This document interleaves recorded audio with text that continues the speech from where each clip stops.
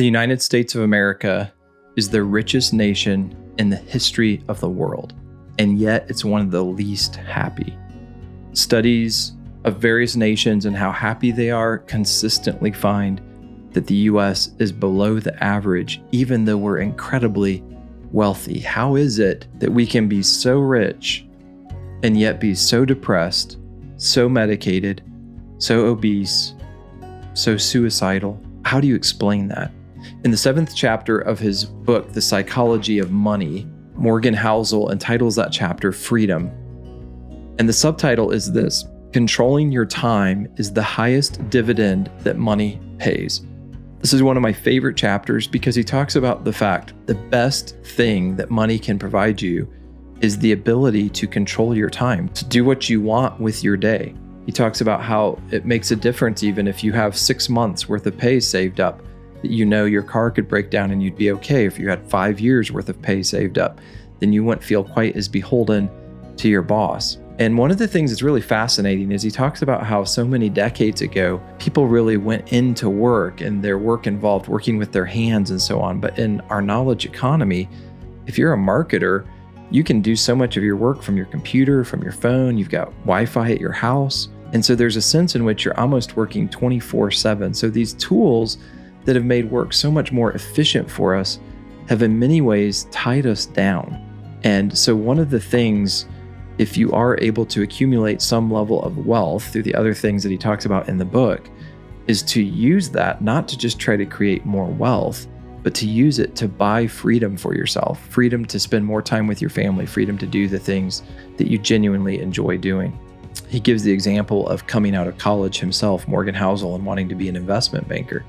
And the money was really good. He loved what he was doing, but he had a boss that would say things like, if you don't come in on Saturday, you're fired on Sunday. And so the relentless pressure of that made his life to some degree miserable, even though it was work he actually enjoyed. He has a fascinating section in there about a book entitled 30 Lessons for Living, written by Carl Pillemer, who interviewed 1,000 different elderly Americans to find out what they had learned from their many, many decades of experience. No one, not a single person out of the 1,000, said that to be happy, you should work as hard as you can to make as much money as possible. Not a single one said that. Not a single person, secondly, said it's important to be at least as wealthy as the people around you.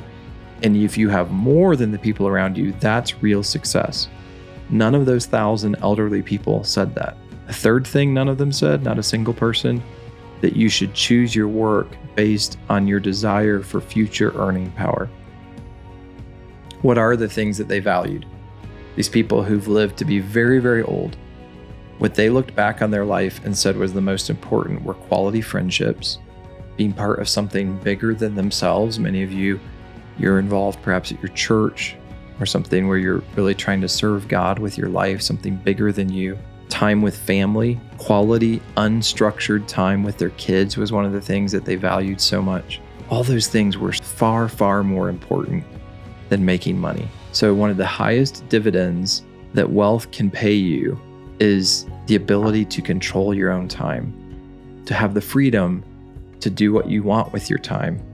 And hopefully much of what you're doing during that time is spending time with your family and with the Lord, because faith and family ultimately are far, far more important than finances and material wealth.